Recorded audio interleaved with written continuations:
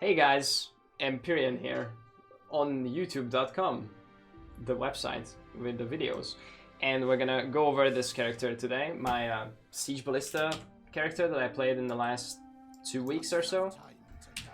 I just took this character to 95 because it's like more than enough, but of course you can take it higher. It wasn't really necessary. I didn't Omega Min max this character because the damage is so overkill that I didn't feel the need to. This can work on a budget, and I will include a PoE in the description for the bare minimum version.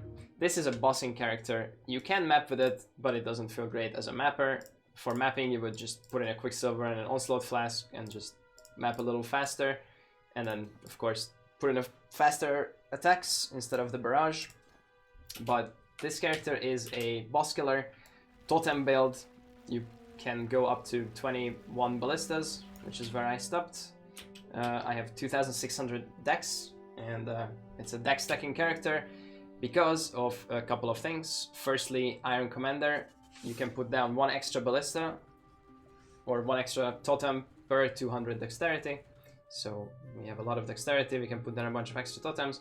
And this bow also gives 1 to 3 physical damage per 25 dexterity.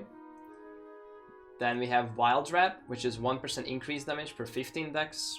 We have High Risk Demise, which is 1 to 2 cold damage per 10 dex. And then we have Fractal Thoughts, which is 1% increased elemental damage per 10 dex. And then, of course, the Projectile Mastery, which is 1% projectile damage per 16 dex. So these are the ways that we're taking advantage of dex scaling. And then there's a little defensive one also, +2 life per 10 dex on Garukan's Flight. So let's start with the tree, because this is how you're gonna start building your build.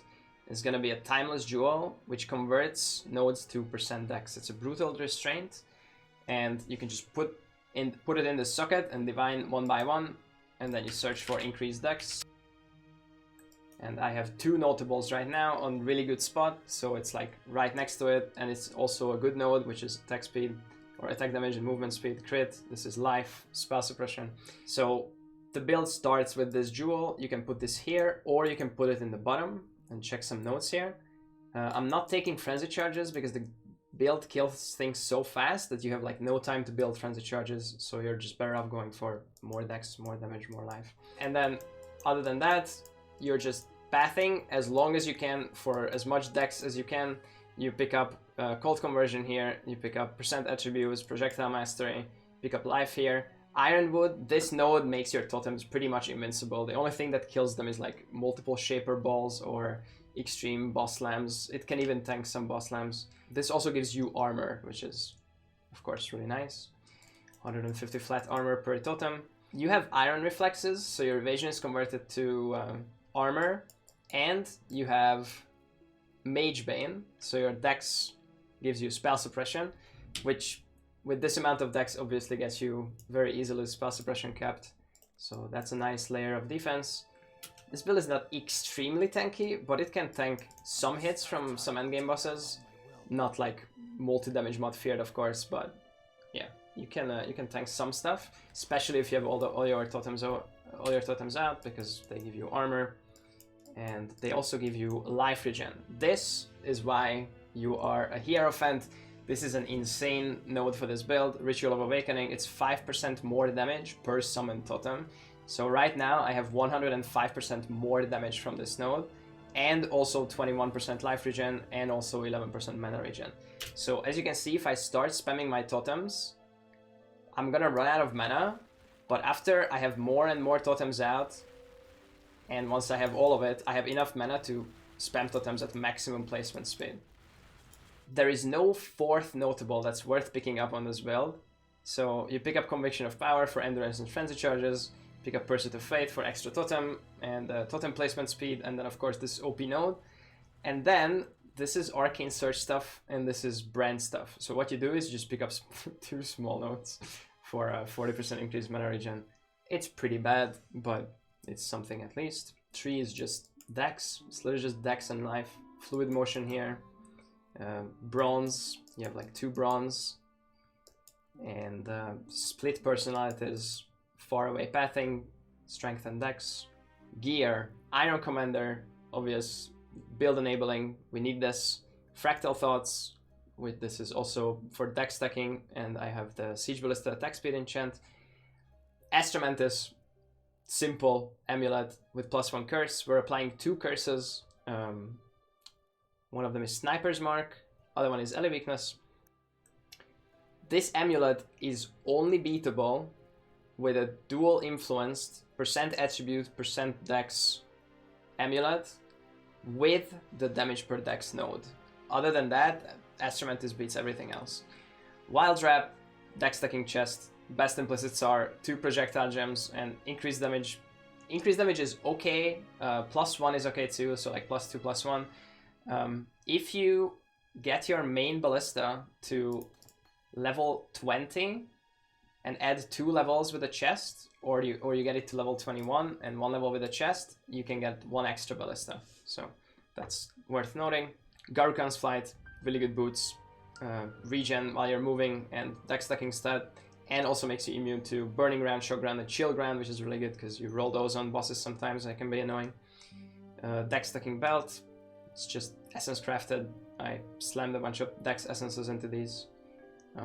Gloves, conversion, very important stat, and then % dex. That's the gear. Pantheons, I'm doing Soul of the Branking for freeze immunity, and then you can swap around your smalls depending on what you're doing. You can get the chaos for the chaos stuff. You can get the bleeding regen while stationary if you want to stand still, I guess. Gameplay, I'm not gonna show gameplay in this video because you've seen a bunch of stuff from previous videos. You can see me kill all the bosses or do carries and stuff. It's pretty much placing totems, and then once they're all placed, you run around in circles and keep placing totems. Debuffs, you have an Arcanist brand that's applying Sniper's Mark. You have Blood Rage, which is a buff that should be up all the time. You have Ensnaring Arrow, which applies Ele Weakness with Curse on hit, and then I linked Calling Strike to it, so you can call with this if you want to pew the boss. Flasks, Dying Sun, Crit Flask, Wise Oak, and Taste of Fate. These are bossing flasks. They all have increased effect. Like I said, you can swap these for mapping if you want to go faster. If you're doing a lot of like boss maps, then you don't need these flasks. You could play this build and delete Maven without flasks. It's no problem. It's just extra.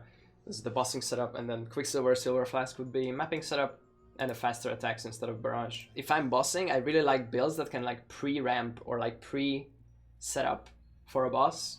And if you know when the boss spawns or how many seconds away from the first like initial pull animation or whatever the boss comes up, you can unleash an insane amount of damage, and I like those builds, and this build is exactly like that. So if you let's say the boss is gonna spawn here, you have point blank, obviously, so I have it on the quiver, but you can actually just spec this. So your totem's position matters. The closer they are to the boss, the more damage they do. So let's say the boss is gonna spawn here. You know that it's gonna spawn in 5 seconds, then you can already put out all your totems, put an Arcanist brand for Sniper's Mark, start your Blood Rage, slam your flasks, and then wait, ensnaring arrowing the boss spawn to apply the second curse, and then you have insane damage built up. I really like that. You can do this for Maven, Uber Elder, Shaper, all of the invitations pretty much, because you have the control of when they spawn. So that's nice. There is an additional tech that you can do. It's called Rage. That's a buff that gives you 50% increased damage and 25% attack speed. 25% attack speed is insane. So there used to be an easy way to do this, and now there is an even easier way, I guess. How you used to build Rage is that you would put down a Hydra Sphere, and then you would hit that with Chain Hook and Rage support. And this still works. You can see I'm building Rage. However, this league, they dumpstered Hydrosphere, and Hydrosphere has like a 1 second internal cooldown now. So I can still build Rage like this, but it takes like a minute and a half. And obviously you probably don't want to do this before every boss. So there is an easier way to do this now. This belt, Chains of Emancipation, and this ring, Rot Blood Promise. This one has a temp chains in it. You put this on, and this belt gives you max rage when temp chains on you ends, and this ring reflects the curses back to you. So what you do is you turn off your aura so you have some mana, you turn on temp chains in the ring, you'll get affected by temp chains, and when you turn it off, it ends, and the belt will give you 50 rage. So I'm about to turn off my temp chains, I have 50 rage. You swap back, and you're good to boss. You'll start the fight with 45 rage. And this will slowly deteriorate. You honestly, if you have decent gear, you don't need this. You might want to consider using this for Feared or any hard rolled Maven invitation, but all of the other bosses will disappear without this, so this is not necessary. But this is a 2C setup that you can buy to buff up your damage at the start of the fight for the first like 20-30 seconds, which is most of the fight, honestly. So, yeah. What else? Bandits, you kill both bandits. Skill points are insane for this build. Every point you get quite a lot out of until like at least 95, and then kind of drops off. I could get one more breakpoint with a little more investment and like 2, 3, 4 more levels. Any questions? How much does the budget version cost? I think you can get it started for 10x. I've heard someone got 1400 dexterity with the 10x budget. I have not seen the build personally, but I see no reason why that person would like lie in chat. He was a regular. But we'll check. You can check the POB that is gonna be in the description. Actually, so budget version, bare minimum, Iron Commander, High Risk Quiver, no need for implicit.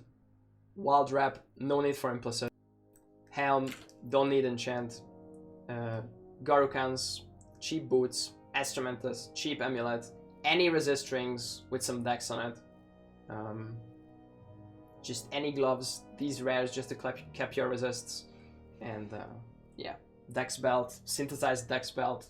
Probably a few X, but again, you don't need it. The more dex you skip, the less breakpoints you have. The less totems you have and the less more multipliers you have. Of course, every totem is a big upgrade in your initial burst damage and your overall damage and your tankiness, because it gives you armor and regen. So just scaling your totems. Okay, the belt is apparently 1x. Okay. Someone else in chat said started with 11x, got 1400 dexterity. Yeah, this is already 2000 dexterity. So I'll link this POB in the description. Seems like under 15x you can easily get this started, probably even 10x.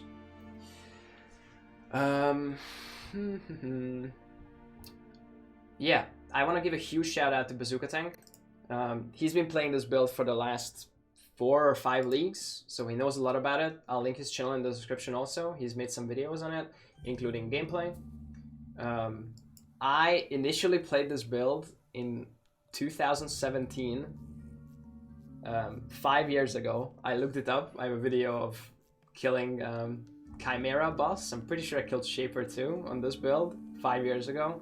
But of course, at that point, double corruptions didn't exist, annoyance didn't exist, cluster jewels didn't exist, masteries didn't exist. The game was incredibly different. I probably just had like 1200 dex or something, and it was like good enough to kill endgame bosses and map, but of course it was never a good mapper. It's an okay mapper. You can make it a decently fast mapper if you get some fast flasks. Headhunter does work. You can put it on, and whatever your stuff kills, you get the buffs, so that's good.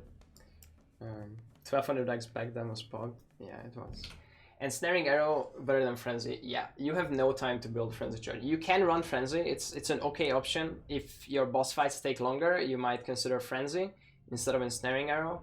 I kill Maven in a fraction of a second, during which I can barely hit him once, or barely hit her once with an Ensnaring Arrow to apply my curse. I can't hit her multiple times during that to generate Frenzy Charges. So even though I have readily available 2 max Frenzy Charges right next to me for 3 points, they're not worth taking because I can't build them fast enough. The bosses die fast enough. If your gear is way worse, you might consider Frenzy. Well, build's been fun.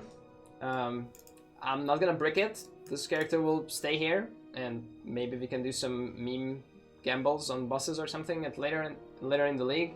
But now it's time to reroll to a mapping build.